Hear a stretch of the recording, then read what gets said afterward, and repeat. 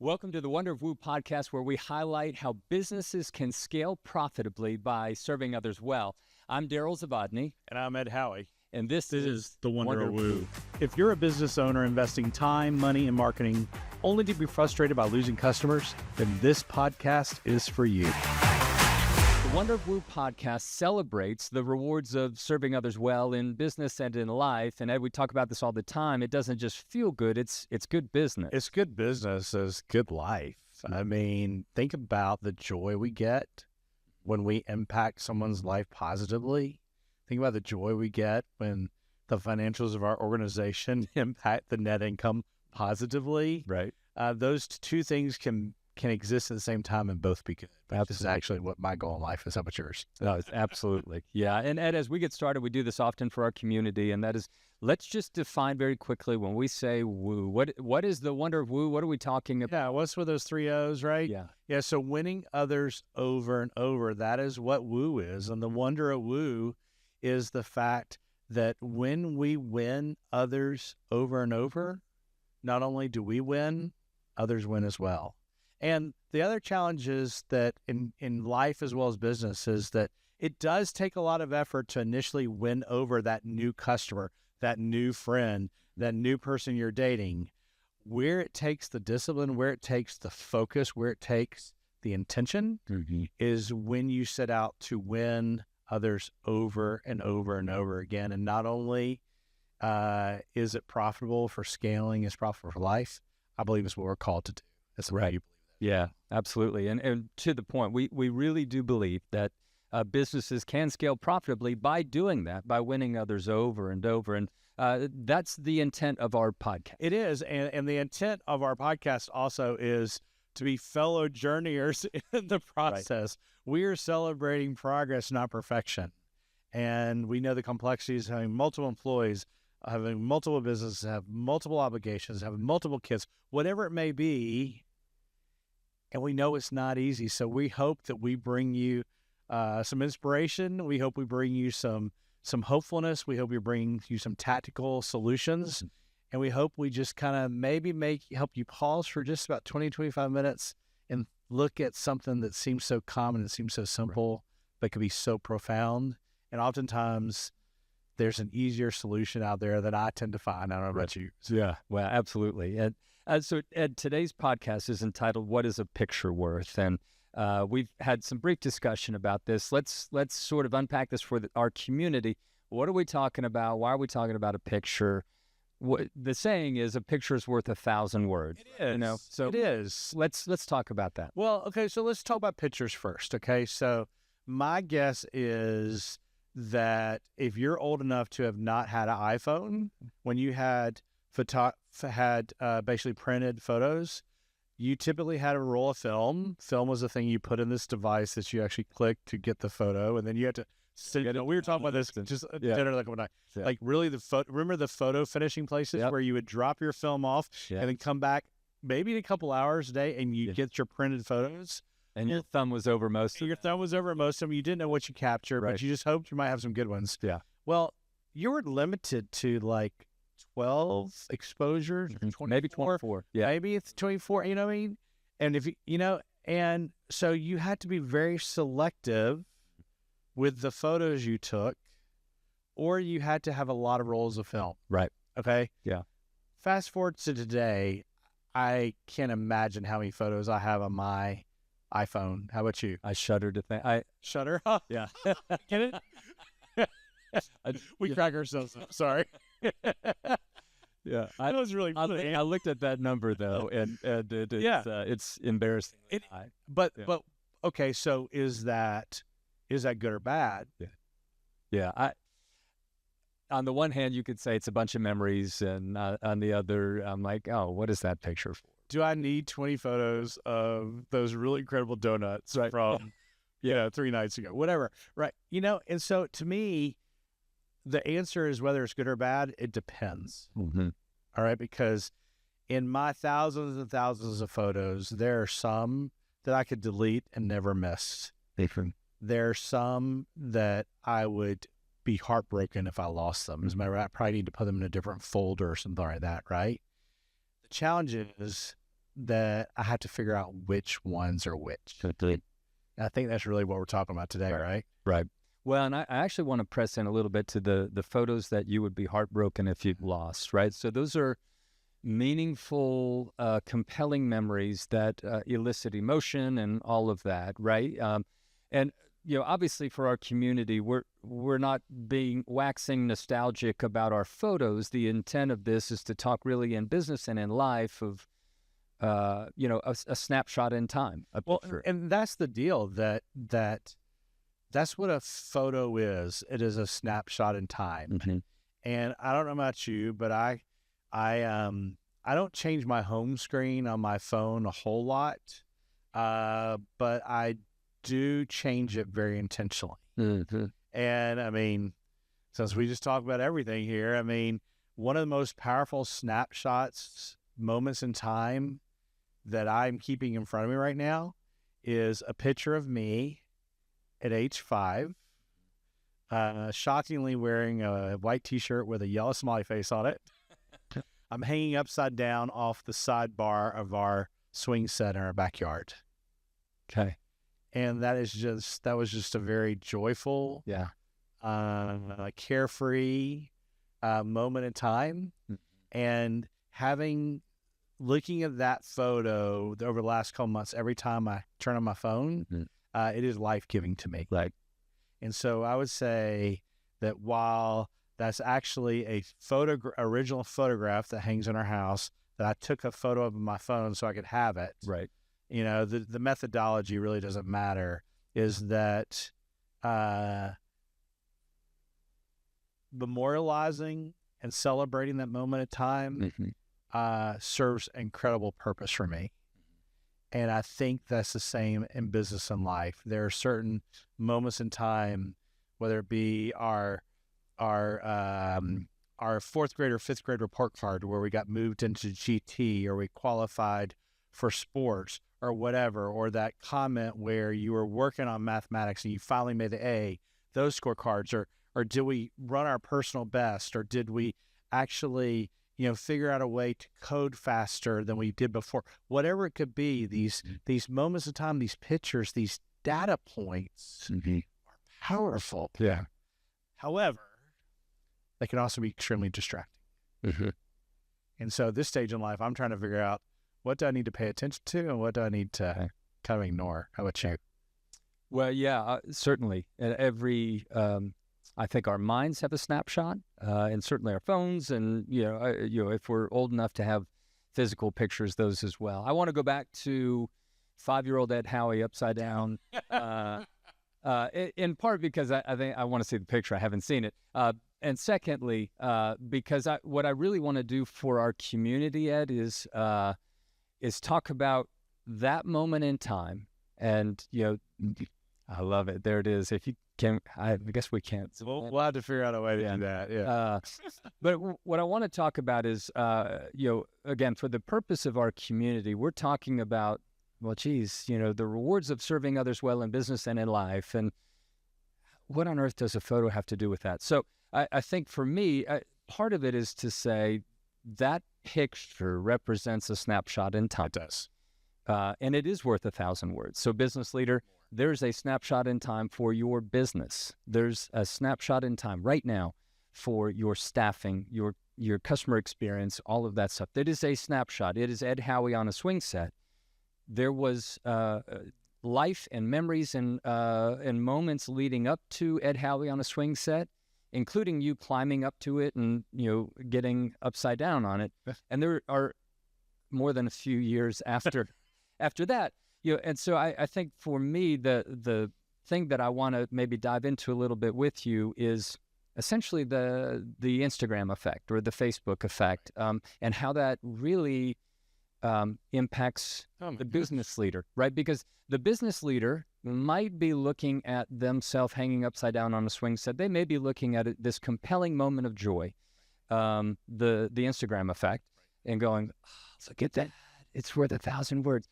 Or they might be at a point in time, their snapshot today, Ed, might be, we are terrible. Yeah. We're struggling. Interest rates are high. We're losing staff. Yeah. Customers are complaining. So for the purpose of this conversation, let's talk about the Instagram effect and how that might apply to our community. Well, so following that logic, what's interesting about that 5-year-old photo that was taken actually by my cousin with a real camera, it was not fabricated for the photo. It was truly captured in a moment of time. And therefore, it was extremely authentic. Today, in today's world, we can fabricate a lot that looks right, feels right, indicates the business is healthy, whatever, but is fabricated versus a capture. And, I think as business owners and business leaders that I mean, we're storytellers. My company is a marketing firm. We want to tell the best story, but we also believe that you cannot outmarket the honest truth. Meaning, the time to be aspirational is not when you're telling your customers what you're going to do for them. Again, we've talked about hot fries, right? I mean, if you can't deliver hot fries, don't put it on the billboard, right? Yeah. But we do. And so I think from the standpoint of first and foremost is we have to know what reality is. And, as we were talking about a picture and 1,000 words, I thought about, but what are 1,000 pictures worth? Let's talk about marketing analytics and marketing data. Instagram. Let's talk about us trying to figure out how, whether on a personal level, what does a like really mean, versus from a business level of I'm trying to take all these metrics and all these data points and determine what it means. My smartwatch tells me how well I sleep. Okay, we haven't talked about this, have we?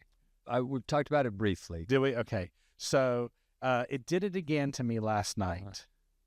It said I didn't fall asleep till 2:37, and I woke up at 4:40 to work out. It gave me a sleep score of 22. You know what I did this morning? I totally ignored that until I just brought it up. It's like that data point means nothing to me. So why would I go, oh my gosh, I slept horribly, right?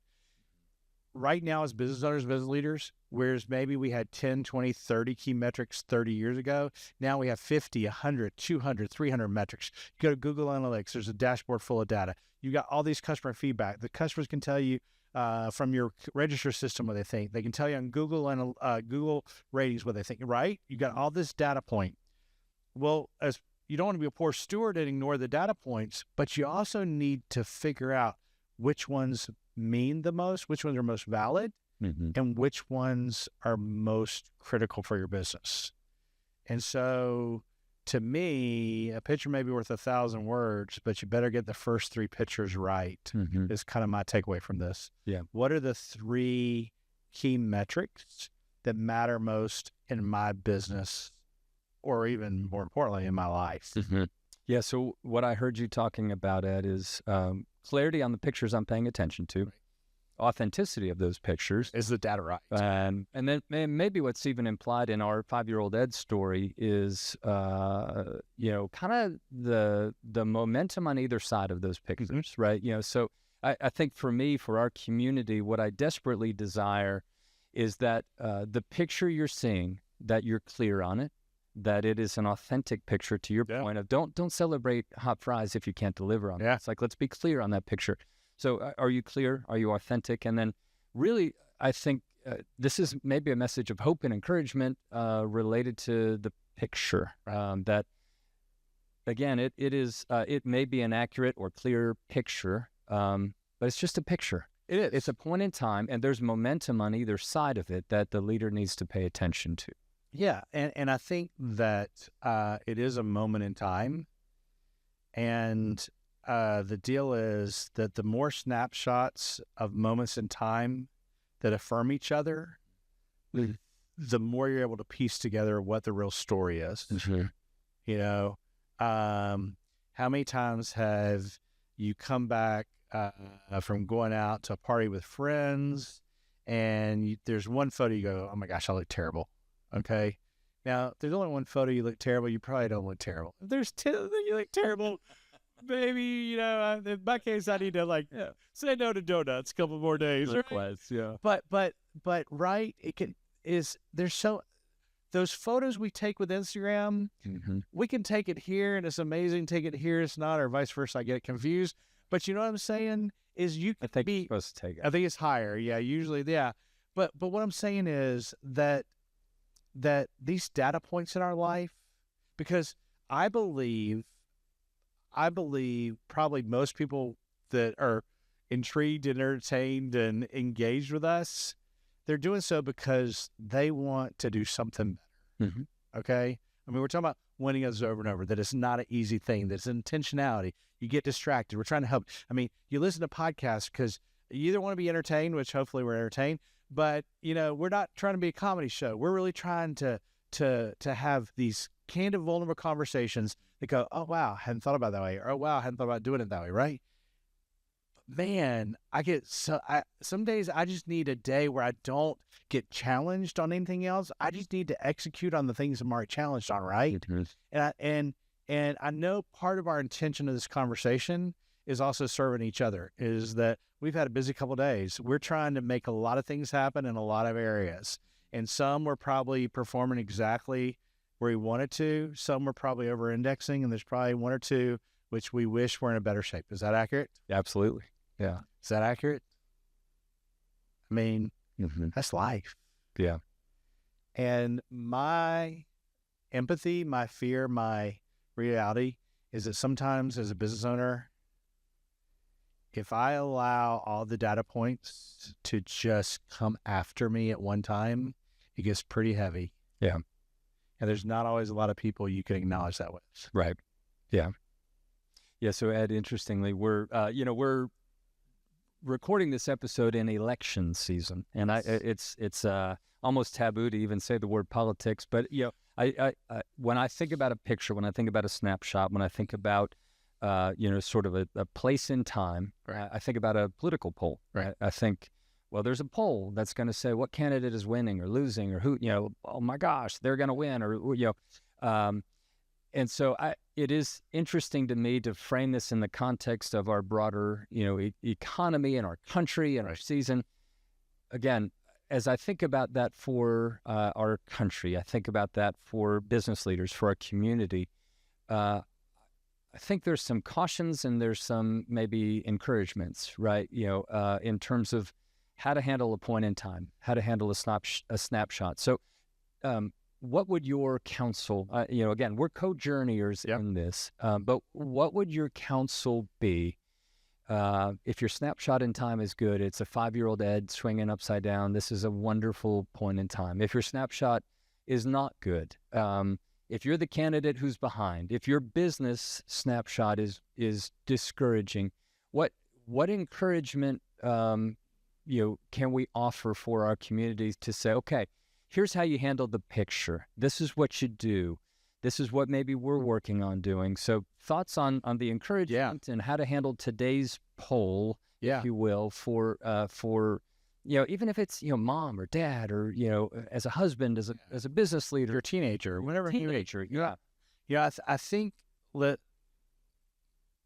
I would start is that is the data point credible? Okay. So is it credible? All right. Because let's use political polling. Whether it's credible or not, when you hear it reported 20, 30, 50, 70 times, even if it's not credible, it can be reported on 2 weeks later and something could have changed, right? But they're saying, oh, this is the poll. Now it happened to be 2 weeks ago. So whatever that is it credible? Right. A customer comes and complains about this incredibly disappointing experience they had with your product. And turns out that was the product 2 versions ago because it was 7 months ago, whatever it may be. So my first thing is, what's the credibility of the data point? And then second, I think after credibility is, what is the significance of it? My wife and I have this thing we've learned early in life, early in marriage, thankfully, that we could spend hours trying to decide where to eat dinner or what movie to go to, right? And we have learned pretty quickly. She says Italian, I say Chinese. The next thing we do is say, on a scale of 1 to 10, how important is what I say Italian for her? Is Italian for you? Mm-hmm. She may say 6. Chinese, I say 4. We probably go Italian. We may be 5 and 5 and say, homie, peanut butter jelly. You know what I mean? So is it credible? And what is the significance of it? And then 3, what can I do about it? Mm-hmm. I believe that some of our data points in life, from business and life, are external factors that we really don't have control over.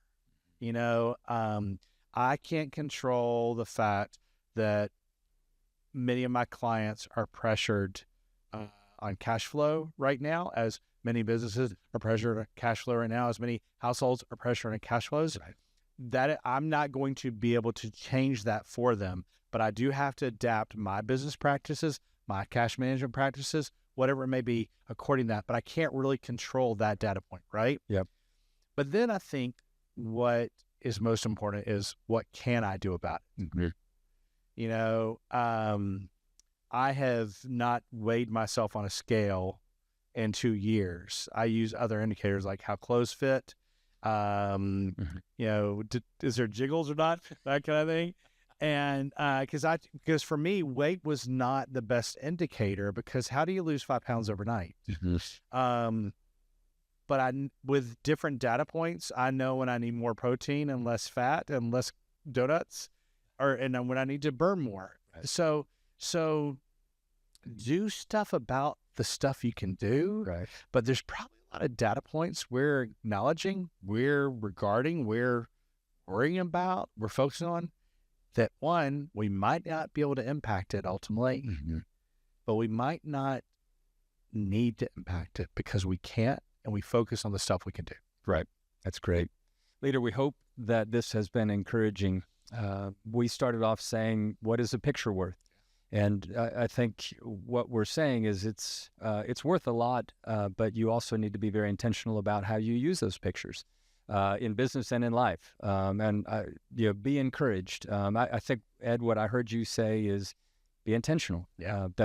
Be intentional about the significance, about the credibility, and about whether you can take action on it. So our hope and prayer is that you're encouraged, as always, as we spend time together in Code Journey, that we endeavor always together to kind of get better at serving others well, because we really do believe this is what this is all about.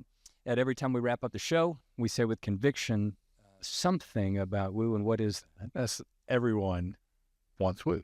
Indeed, and they do. And so our hope and prayer is that we have served you in that endeavor today. We look forward to joining you next time on the Wonder of WOO podcast.